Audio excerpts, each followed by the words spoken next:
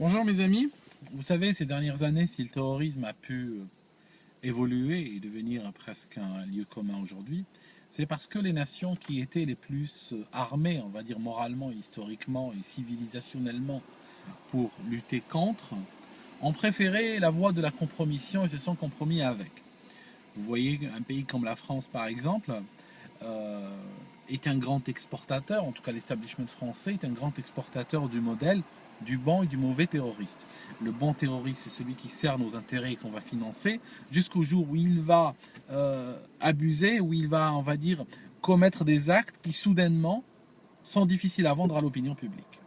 Donc tant qu'on peut étouffer ses actes et ses crimes, on lui pardonne, on le laisse commettre ses exactions, parce qu'il commet aussi un certain nombre de crimes qui nous arrangent, mais au moment où il va, on va dire, commettre le crime de trop qui arrive dans la première page des journaux, ben, soudainement, on va essayer de, en tout cas en apparence, on va essayer de dire que ce n'est pas notre ami.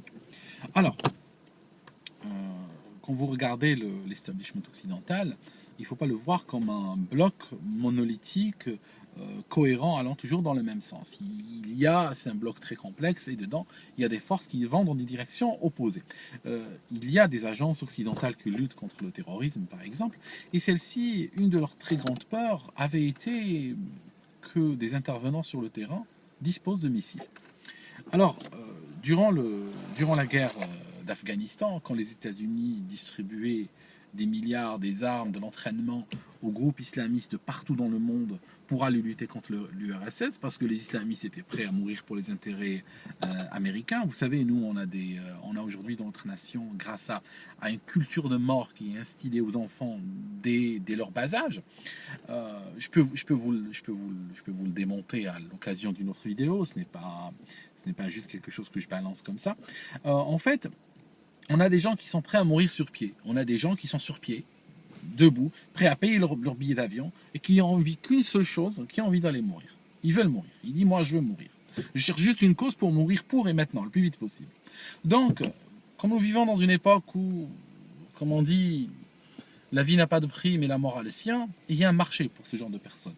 Une fois que tu es sur pied et que tu m'aimes, parce que en fait j'ai dans l'esprit une photo en particulier qu'un Algérien a mis sur son Facebook en disant je veux aller mourir. Je veux dire, une fois que tu te mets sur un marché pareil, il y a des preneurs, t'inquiète pas. Il y a des gens qui ont envie que tu ailles mourir pour eux sur divers fronts. Alors, ce que je vous disais, c'est qu'une des peurs des agences occidentales qui luttent contre le terrorisme, c'est que des intervenants se retrouvent avec des missiles distribués généralement par des agences occidentales qui sont payées pour instrumentaliser le terrorisme. Donc vous voyez le topo. Alors, par exemple, durant l'époque de l'Afghanistan, les soviétiques utilisaient un hélicoptère qu'on appelle Hind. Il a un nom très compliqué, mais en fait, bon, on va l'appeler Hind pour le moment. C'est une sorte de char volant. C'est une sorte de char qui vole et puis qui est capable en fait de broyer tout sur son passage et pratiquement indestructible avec les moyens conventionnels. Et donc, ce char volant, si vous voulez, quand il arrivait sur les zones où il y avait les Afghans et leur, on va dire, les gens qui les avaient rejoints partout dans le monde, ben, il laissait de la bouillie humaine sur place. Donc, qu'est-ce qui se passe? Les Américains ont compris que le seul moyen, les Américains, je parle des agences qui instrumentalisent maintenant les islamistes, ont compris que il fallait leur distribuer des armes pour lutter contre ce type d'hélicoptère. Alors ils leur ont donné des missiles de type Stinger. Et ils en ont distribué des masses. Donc ils leur expliquaient rapidement comment ça marche. Et puis ça leur permettait d'allumer donc ces hélicoptères soviétiques. Et donc créer une sorte de rééquilibrage des forces sur le terrain en faveur bien sûr des islamistes qui travaillent pour les Américains. Ce qui se passe, c'est qu'une fois que la guerre s'est terminée, ils ont commencé à ne pas dormir la nuit, certains. Parce que ceux qui ont distribué ces missiles sur le terrain commençaient à avoir peur que ces missiles-là se retrouvent entre toutes les mains et puis que ça permette d'abattre des avions. Parce que ce genre de missile, à une altitude, il permet de toucher des avions, pas qui volent en altitude de croisière, mais des avions qui sont en approche ou en décollage, il permet de les allumer quand bonjour, sans problème. D'ailleurs, l'avion qui a permis de tuer le président du Rwanda, par exemple, qui a lancé ce massacre et tout ça, il y avait deux présidents dedans, en fait, a été abattu par un Stinger durant la phase d'approche. Alors, qu'est-ce qui se passe? Ils ont envoyé des gens avec des des ânes. J'avais lu le récit d'un SAS qui avait été sur place.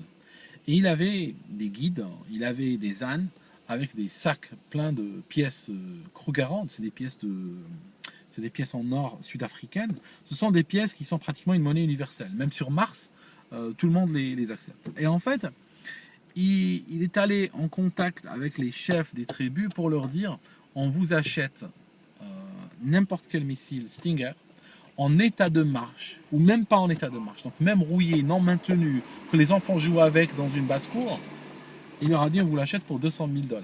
Donc, ils ont été payés en or pour acheter ces missiles-là et les rapatrier. Et bien sûr, des milliers de missiles n'ont jamais été retrouvés et leurs numéros de série sont toujours listés comme dans la nature. Alors, ces derniers jours, pourquoi je vous fais cette longue introduction? Juste pour vous dire que la pire chose qui peut arriver, ce sont des gens incontrôlables ou des terroristes ou de penchants terroristes. Donc des gens, le terroriste c'est quelqu'un qui est en train qui n'a aucun égard pour les civils. C'est même pas qu'il n'a aucun égard pour les civils, parce qu'aucune guerre n'avait d'égard pour les civils. Si vous regardez le bombardement de Dresde durant la Deuxième Guerre mondiale, vous comprenez très bien ce que je veux dire. Mais en fait, le terroriste cible les civils de manière... c'est sa cible prioritaire. En fait. C'est sa cible prioritaire. Pourquoi? Parce que c'est une cible gratuite. Il va tuer des civils, il se tranche, les civils ne sont pas armés ni rien. Vous pouvez avoir un petit groupe de terroristes, il peut aller faire un carton sur 1000 civils, ils rentrent chez eux, ils ont 0 mort chez eux, ils sont tranquilles. Donc vous comprenez l'attrait que ça a pu avoir ce genre d'activité pour un certain nombre de personnes dérangées. Alors, ce qui se passe, c'est que au-dessus de l'Ukraine a été abattu un Boeing 777 appartenant à la Malaisie. Il a été abattu au-dessus du territoire ukrainien. Au départ, on a tout de suite accusé des séparatistes, on les a appelés pro-russes. Pourquoi on ne pouvait pas dire qu'ils étaient russes, on les a appelés pro-russes. Mais il faut savoir qu'un séparatiste pro-russe est ukrainien, ce n'est pas un russe. Donc il a été abattu par des Ukrainiens au-dessus de l'Ukraine. La presse belliqueuse, la presse Ce qui est drôle, c'est que la presse occidentale, vous savez, il n'y a même pas besoin de les réunir la veille d'un crime pour leur dire écoutez, demain on va faire tomber un avion, on va créer un faux drapeau ou autre, et puis il va falloir aller dans notre sens. Non, ils reconnaissent la voix de leur maître de manière instinctive. Du moment qu'ils voient une saloperie, ils regardent vers où penchent les politiques et ils partent avec tout de suite. Donc ils n'ont pas besoin réellement de recevoir des briefings à l'avance, comme ça se passerait par exemple, on peut imaginer dans certains pays, par exemple la Corée du Nord ou autre. Non, on a même presque la Corée du Nord, sauf qu'ici, la presse est pacifiée, elle sait exactement ce qu'elle doit faire quand elle le fait. Donc la presse est partie dans une opération belliqueuse contre Poutine, l'accusant personnellement d'avoir causé ses morts. Alors, au départ, si vous voulez, quand j'ai entendu parler de cette histoire, c'est vrai qu'au départ, j'étais choqué, mais immédiatement j'ai compris une chose. J'ai compris qu'il n'y a que des intervenants de niveau gouvernemental qui peuvent abattre un avion en plein vol. Un avion de ligne en plein vol. Parce qu'il vole très haut et les missiles Stinger desquels je viens de vous parler sont incapables, ne serait-ce que d'approcher un avion civil en vol. C'est pas possible. Ils ne peuvent pas l'approcher en vol de croisière parce qu'ils sont limités à 3000, 4000 mètres d'altitude. Ça, c'est la théorie, mais en pratique, c'est encore plus court. Alors, ce qui se passe, c'est que on nous a dit immédiatement, pratiquement dans les heures après le crash, on a fait plusieurs choses. Tout d'abord, on a commencé à nous montrer des corps. Et je vais vous dire un truc. Chaque fois, dans un conflit, peu importe lequel, dans un attentat terroriste ou autre, quand on te montre les corps, quand on te fait des gros plans sur les corps, on est en train de te dire cesse de réfléchir. C'est le message qu'il faut interpréter. On te dit cesse de réfléchir, utilise ton émotion. Parce qu'en fait, on te sert quoi? On te sert le corps. Donc quand tu vois des humains déchiquetés, il est normal, tu es un humain, on n'est pas des monstres, nous, on n'est pas des terroristes, on est des humains. Donc qu'est-ce qui va se passer? On va arrêter notre raisonnement froid, intelligent et autres. On va passer en mode émotion. Alors tu passes en mode émotion, tu cesses de réfléchir. Après, qu'est-ce qu'on fait? On te balance la news. Et là, en fait, tu vas la gober complètement. Hein. Et il faut savoir raison garder, même quand il y a des morts, même quand il y a beaucoup de sang et tout ça, c'est très important de rester froid. Alors, ce qui se passe, c'est qu'ils ont dit que la veille, les séparatistes avaient dit qu'ils avaient volé un système BUC, ces systèmes de missiles. Bon, moi je me suis dit, si ce n'est pas eux, ils n'ont qu'à le sortir. Hein. Imagine si c'est toi, tu as trouvé un appareil comme ça avec les clés sur le contact, tu le voles, quelques heures plus tard, tu entends parler qu'un avion de ligne s'est écrasé. Si ce n'est pas toi, tu vas faire quoi? Tu vas le rendre, tu vas dire, écoutez, voici votre appareil, il y a encore les 4 missiles, j'ai volé les 4 missiles, il y a les 4 pour les compter. Il n'y a pas eu ça. Après, le compte Twitter a disparu. Le compte Twitter a été pris comme une revendication en réalité par les médias occidentaux. Ils n'ont pas cherché plus loin, alors qu'en réalité, n'importe qui peut ouvrir un compte Twitter au nom de n'importe qui. Mais ce qui est extraordinaire, c'est que la chose a été faite la veille. Ça signifie que celui qui a fait ça, le commanditaire qui a commandité ce compte Twitter, faisait partie du complot qui allait arriver le lendemain contre un avion de ligne. Il y a ça. Deuxièmement, on nous sort immédiatement une vidéo d'interception d'une discussion interceptée à la radio, entre des intervenants sur le terrain, laissant entendre qu'ils auraient abattu l'avion. Discussion, semble-t-il maintenant, on nous dit qu'elle a été formée de plusieurs tranches coupées dans différents enregistrements. Tu sais, tu prends mes vidéos, moi, tu m'enregistres pendant des années que je vous parle, tu peux me faire dire ce que tu veux, parce qu'il suffit de prendre juste des mots, la chemise va changer, tac, comme ça, mais en fait là, on n'avait même pas la chemise, on avait juste la parole, donc tu peux le faire dire ce que tu veux également. Alors, ce qui se passe, c'est qu'on accuse la Russie, on accuse personnellement Poutine. Bon, imaginons que ce soit les séparatistes russes. Imaginons que ce soit les séparatistes russes. On a là des familles qu'on passe à la télévision ou à la radio qui disent Poutine, demandez-leur de nous rendre le corps de nos proches. Imaginons même que ce soit Poutine qui ait soutenu ces séparatistes, imaginons même ces séparatistes aient abattu l'avion, ça ne rendrait pas Poutine en meilleure position de rendre des corps que par exemple Obama ou Hollande ou Fabius de rendre les corps des Syriens qui ont été massacrés par les gens qu'ils ont soutenus pendant des années. Hein, on peut écrire une lettre maintenant à Hollande lui demandant de rendre les corps des gens qui ont été exécutés par camions entiers en série. D'accord ? Donc, il faut déjà relativiser un petit peu la chose. Ce qui se passe, c'est que la presse anglaise littéralement dit que c'est Poutine qui a donné l'ordre d'abattre un avion civil. Alors, je pense que si Poutine voulait et avait intérêt à abattre des avions civils, il aurait demandé à son armée de les abattre et puis il y en aurait eu 50 en 3 minutes. Pourquoi aurait-il fait ça de cette manière? Ça nous rappelle un petit peu l'attaque chimique.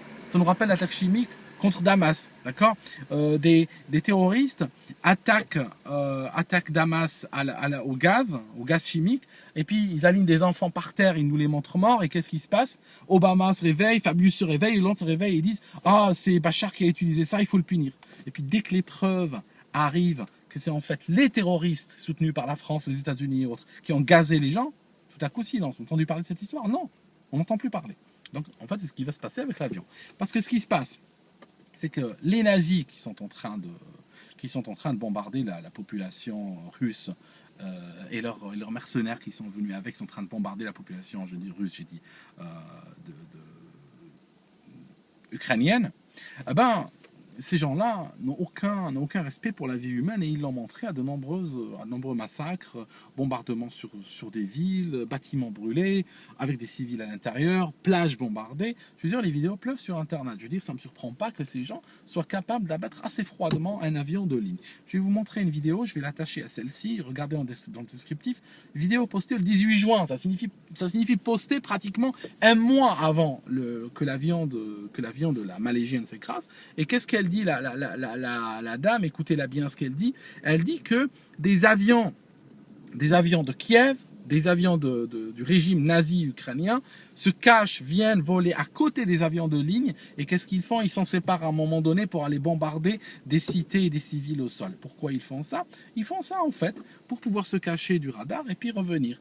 Donc, la femme, déjà il y a un mois, elle pressentait que quelque chose allait déjà avoir lieu avec un avion civil. En plus, ils ont touché qui?